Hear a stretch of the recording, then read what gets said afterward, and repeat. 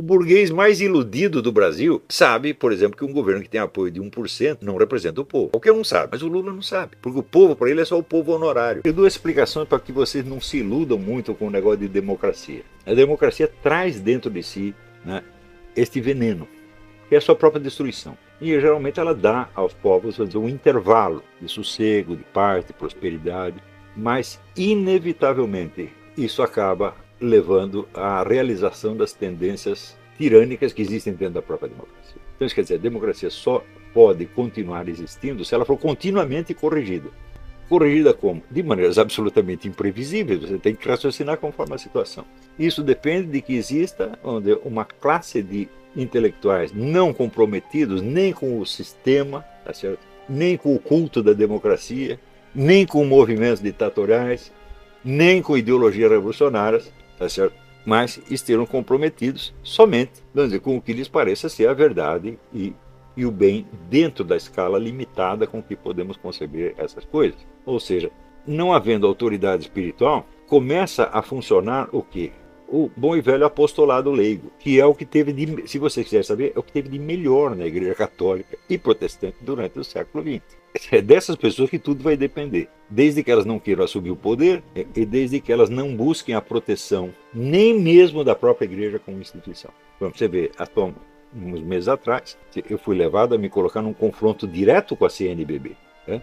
E pior, ganhei o confronto. Tapei a boca dos caras. Eles ficaram com medo. Né? Porque é o tal negócio, eu sei que você é, eu vi o que você fez. Eu sei que você é um comunista, que você é um colaborador do Foro de São Paulo, que você está excomungado e provo para você que mesmo pelo novo Código de Direito Canônico você está excomungado de qualquer maneira.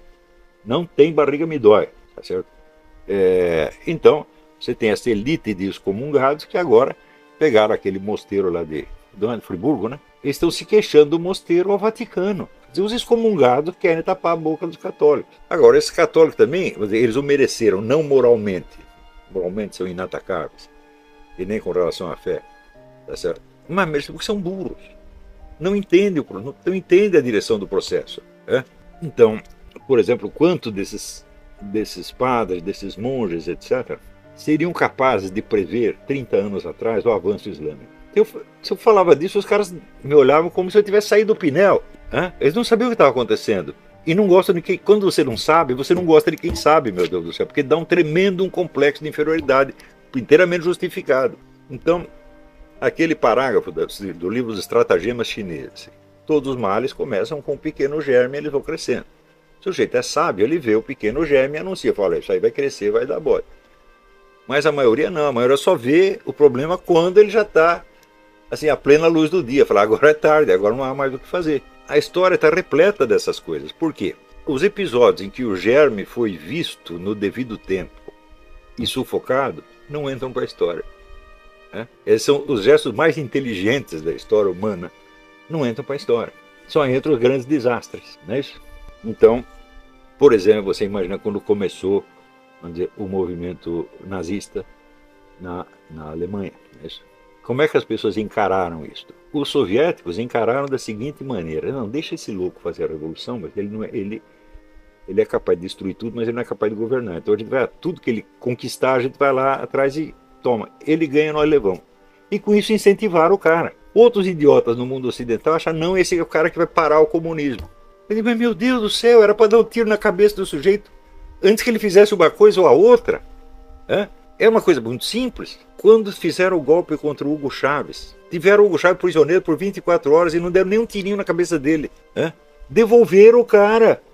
Por iniciativa de quem? Do arcebispo. Quer dizer, esse arcebispo, ou ele era pró-comunista ou era um imbecil completo, não tem uma terceira explicação. Então você vê, a coisa que mais falta na sociedade moderna, não só na brasileira falta completamente, o que já alcançou proporções catastróficas, é uma camada de intelectuais capazes de entender as coisas, de explicar o que está acontecendo em tempo.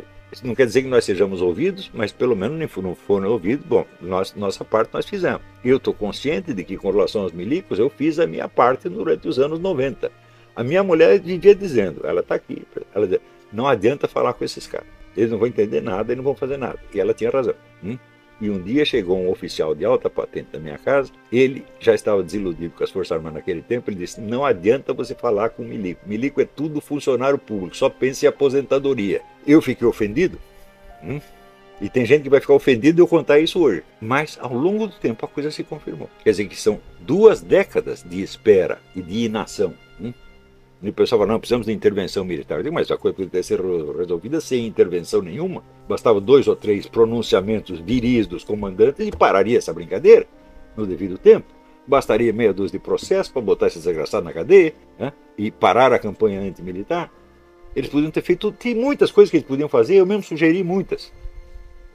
Naquele tempo eu vi que os militares não sabiam sequer dar uma entrevista. Então, dizer o seguinte, entrevista você só dá por escrito e pede cópia assinada para o repórter. Que daí se ele não publicar, você publica e você o desmascara. Não se fala com o repórter. Nenhum é digno de confiança. Nenhum. Ele vai torcer o que você disse de qualquer maneira. Não é isso? Quando for dar uma entrevista ao vivo na televisão, vá lá disposto a envergonhar os caras, a humilhá-los. Porque ou você os humilha ou eles vão humilhar você. Não espere ser tratado com urbanidade e respeito, isso não existe. Não existe para você, como não existe para nenhuma pessoa pela qual a mídia antipatize. Eu lembro quando uma vez fizeram uma entrevista com o Zé Guilherme Melchior, e para constrangê-lo, perguntaram, Melchior, como é a sua vida sexual? Faz essa pergunta para mim. Diz, você quer mesmo saber? Eu vou mostrar para você. Basta que é assim, ó. É assim que se faz, ué. Você não quer saber? Porque está interessado em participar dela? Agora, Melchior, muito educado, não, eu não vim aqui para falar disso, etc. Saiu de cabeça baixa. Não aceite isso nunca na sua vida, pô. Mas os milicos não sabiam nem isso. Eles estavam na época assim, quando apareceu um repórter para entrevistar um oficial, o oficial se derretia, e agora vai aparecer na mídia. E vocês estão totalmente despreparados para lidar com essas serpentes, meu Deus do céu. E eu dizia isso e o pessoal achava que era exagero. Vai ver hoje. Também o Foro de São Paulo também era exagero, era teoria da conspiração, não existia. E agora eu digo, a guerra geral da América Latina contra o Brasil também é teoria da conspiração. Imagina, o exército da Bolívia, nós cuidamos disso com um sopro. E você tem ideia das conversações entre Bolívia, Argentina, Venezuela, Cuba, que estão se desenrolando nesse sentido, não agora, há muitos anos. Tudo pronto para atacar o Brasil de um momento para outro. E vocês esperaram que a coisa chegasse a esse ponto quando podia ter desmantelado o Foro de São Paulo, no mínimo em 2005. Quando houve o 15º aniversário e o Lula fez aqueles 2 discursos, confessando que eles tramavam o governo dos seus países uns com os outros, sem a população saber, sem o Congresso saber, sem as Forças Armadas saber. Nesta hora, era para destituir o cara, evidentemente. Era para prender os desgraçados. Então, deixaram passar essa oportunidade, outra, até a coisa chegar, vamos dizer, a uma ameaça de guerra. Que não é guerra civil. O pessoal fala guerra civil, o Brasil não vai ter guerra civil. O Brasil tem caçado de coelho, porque se só um lado tem arma, o outro não tem. Não existe guerra, né? Entre o lobo e o cordeiro, não tem guerra, pô. É agressão unilateral. Também lhes digo, quem foi que iniciou o desarmamento civil? Não foi o PT. Não foram os tucanos, foram os milicos. Olha que bela ideia que tiveram, não é? Por quê? Então nós temos aqui os calibres que são de uso exclusivo das Forças Armadas. 38 para cima é tudo uso exclusivo. Isso é coisa absurda. Aqui nos Estados Unidos qualquer um compra um 44 Magnum, um 45, compra um Smith Wesson 500, que é o dobro do 44.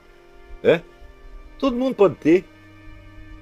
Mas no Brasil, o espírito corporativo funcionou mais.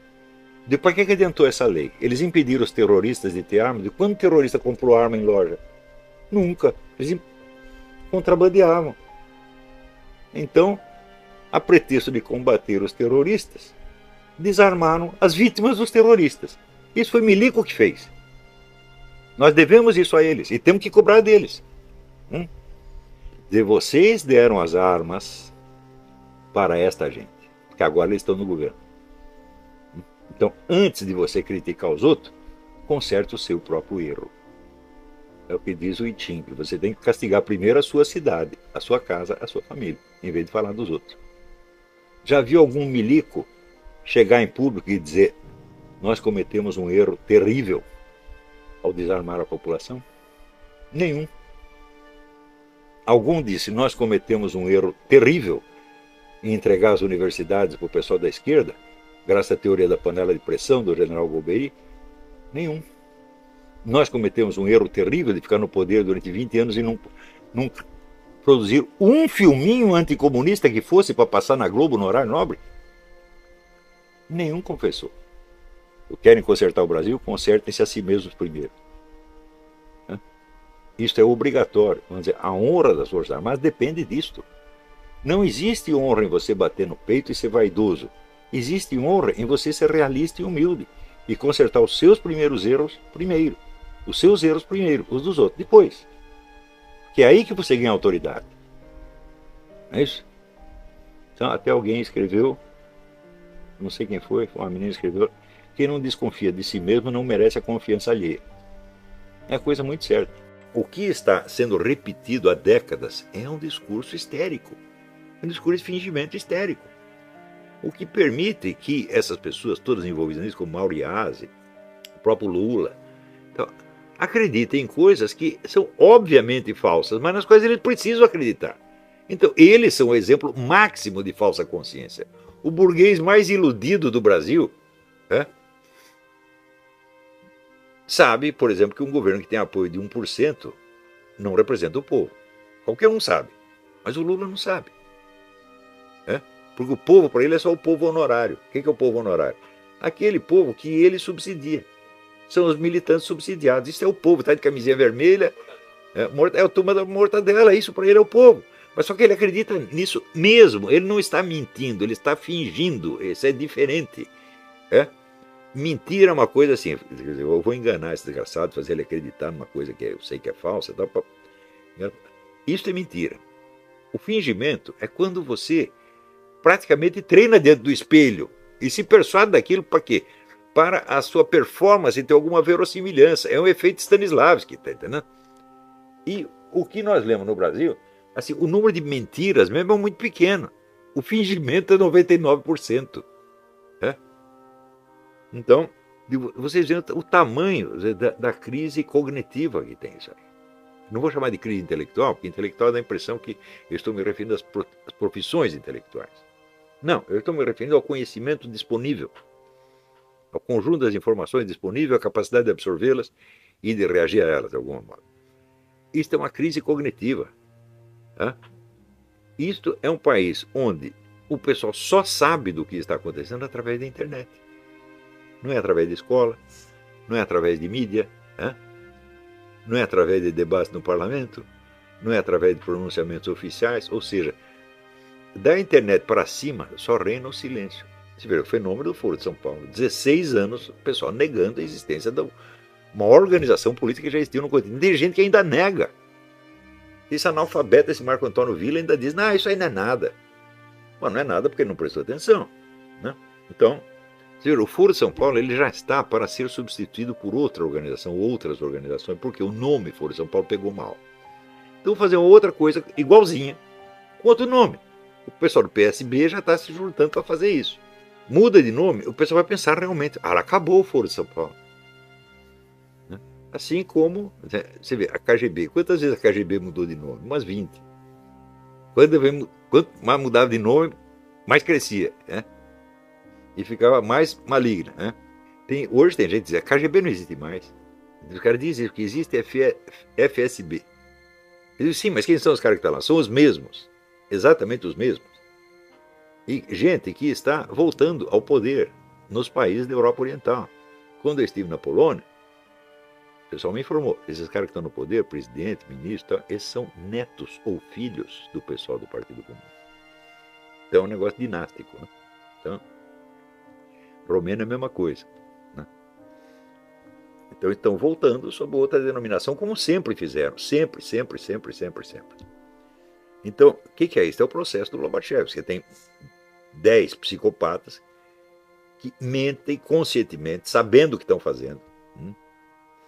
Porque o psicopata, ele não se persuade da sua própria mentira. Jamais. ele sabe imitar a emoção que ele deseja impor ao outro, sem que ele participe desta emoção. Isso é muito importante. Né? Exemplo psicopata, Zé Dirceu. Né? Esse não se engana a si mesmo. Né? Outro psicopata, o Lula, ele sabe que está mentindo. Aliás, ele até confessa que está mentindo. Né? Então, essa é a mentira controlada. É o uso controlado e técnico da mentira. Ele sabe que ele está mentindo, mas ele não sente que isso é mal, porque para ele o mal e o bem tanto faz. Quer dizer, o psicopata só tem dois conceitos, vitória e derrota. É só isso que ele sabe. Então ele analisa tudo, é como se fosse um estrategista, vendo tudo sempre em termos estratégicos e não em termos morais. Ele sabe imitar os termos morais, sabe imitar as crenças e emoções daqueles que ele deseja manipular, mas ele não participa. É aquele teste. O Lobachevsky mostra que quando uma pessoa normal vê cenas comoventes, por exemplo, no cinema, o que é ativado no cérebro dela são as áreas emocionais. No psicopata são as áreas linguísticas. Ou seja, ele não está absorvendo emoção, ele está absorvendo um código. E esse código eles podem depois manipular. Né? Então, mas os psicopatas são em número ínfimo. Né? Mas quando o psicopata começa a colocar para você aquela situação assim, você vai acreditar em mim ou nos seus próprios olhos, ele já está fabricando histérico na mesma hora. E se o sujeito vai reconhecer o que ele está vendo, tá certo? Ele vai ter problemas, evidentemente. Então ele tem que fazer de conta que não está vendo. E todo este mecanismo da cabeça de Mauriase, desse pessoal da FRJ, é tudo assim. Quer dizer, você vai esconder a sua maldade sob uma afetação de inocência quase angélica, mas no momento que você faz isso, você vai sentir isto. Você vai sentir que você é uma vítima que está sendo injustiçada, tá certo? Por esses malditos burgueses que estão matando criancinhas nas escolas depois de rezar o Pai Nosso. Na criancinha nas favelas depois de rezar o Pai Nosso. Quer dizer, o cara acredita nisso naquele momento. Mas se ele fizer isso uma vez, duas vezes, três vezes, ele não para mais. Ou seja, a ignorância fingida se torna uma ignorância real. De tanto se fazer ele desentendido, o nego acaba não entendendo mesmo. E este é o grande problema. O problema não é a mentira. Né? O problema é o fingimento histérico. Né? Porque o fingimento histérico chega realmente, em certos casos, a dizer, a inversão total. Quer dizer, a visão que os eleitores vendo da situação é exatamente invertida. Não é isso? Quer dizer, na hora em que o Mauriase está falando da falsa consciência do burguês, ele está demonstrando a falsa consciência. Ele é um exemplo de falsa consciência. Está ali, esse documentado. Né? Então ele fala que ele diz assim, o burguês ele acredita que ele está fazendo o bem na hora que ele implanta o livre mercado com o seu aparato de repressão e extermínio. Aonde que você viu algum governo de livre mercado ter um aparato de extermínio? Simplesmente não tem. Pode passar a ter na hora em que o governo cai na mão de gente como o seu Mauriase. O Obama está construindo aqui um aparato militar para controlar a população como nunca existiu na história americana. Ele está fazendo isso. Você vai dizer isso é o capitalismo que está fazendo isso? Também tem esse truque de você atribuir aos outros as suas próprias ações. Quando eu comentei aquele famoso livro negro do capitalismo, eles faziam isso. Saiu o livro negro do comunismo, provando que eles tinham matado pelo menos 100 milhões de pessoas, e imediatamente reagiram. Não, temos que produzir uma coisa para, pelo menos, nivelar. Então, somava, não chegava nem a 3 milhões. É isso? Então eles fizeram o seguinte, atribuíram ao capitalismo todas as vítimas da Primeira e da Segunda Guerra, todas as vítimas da Revolução Espanhola, dos dois lados.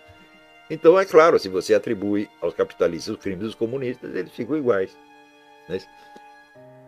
Claro que os caras que fazem isso, alguns são psicopatas mesmo, são mentirosos cínicos, mas a maioria não é. A maioria é fingidor histérico. E a hora que o fingimento histérico se torna, vamos dizer, o estilo predominante de escrita, meu Deus do céu, nada mais é possível entender. Nada mais, nada. Então, mesmo as melhores pessoas com as melhores intenções na cabeça delas, não vão acertar o dedo na ferida jamais. Por exemplo, eu considero todo esse pessoal que fazia propaganda da intervenção militar, sem saber o que os militares estavam pensando, porque eu mesmo não sei.